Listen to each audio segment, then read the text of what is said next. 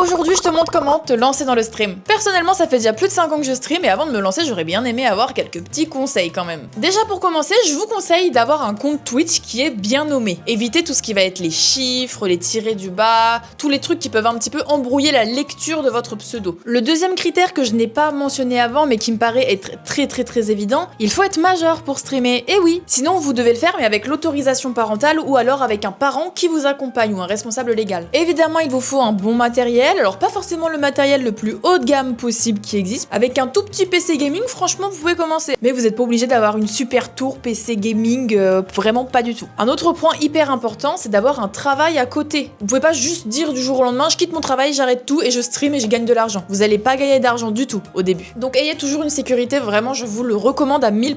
Je vous recommande également d'avoir un plutôt bon micro, c'est la chose qui est le plus important réellement dans un live, c'est qu'on vous entende bien. La caméra va venir après, une fois que vous aurez trouvé un bon micro, vous pourrez passer à autre chose au niveau de la caméra. Un autre conseil que je peux vous donner, c'est de demander à vos amis en qui vous avez confiance de passer sur vos lives, / de devenir même modérateur. Au début, c'est important et c'est toujours bien d'avoir au moins 2 ou 3 personnes à qui parler dans le chat, au moins une personne. En plus d'avoir des amis qui peuvent modérer, n'hésitez pas aussi à programmer directement un bot. Personnellement, je vous conseillerais Wisebot, qui est un bot que j'utilise depuis longtemps maintenant, qui est gratuit, qui a plein de fonctionnalités et c'est vraiment le meilleur bot qui vous protège de tous les trucs type scam, tous les bots un peu à la con, tout ça, c'est protégé et Wisebot fait vraiment très bien son travail. C'est important aussi quand vous vous lancez dans le live de trouver une catégorie qui vous plaît. Personnellement, moi ça a été Animal Crossing et encore maintenant je suis fourrée constamment dans cette catégorie. C'est important quand t'es un petit streamer de vraiment rester dans une niche en particulier et de t'imposer dans cette niche pour que les gens te repèrent et te remarquent. Si la même personne vous voit tous les jours, il aura peut-être envie de venir vous voir sur le live. Vous voyez ce que je veux dire? Je vous parlais de Wisebot juste avant, mais n'oubliez pas aussi d'utiliser Twitchat qui est gratuit et qui va beaucoup vous aider dès le départ dans vos streams. Twitchat, c'est une sorte de plugin, c'est un site qui est gratuit, qui est développé par Durs, merci encore à lui d'ailleurs, qui est littéralement un sauf stream. J'ai fait des vidéos dessus, je vous invite vraiment à regarder. Mais vraiment, Wisebot et Twitchat,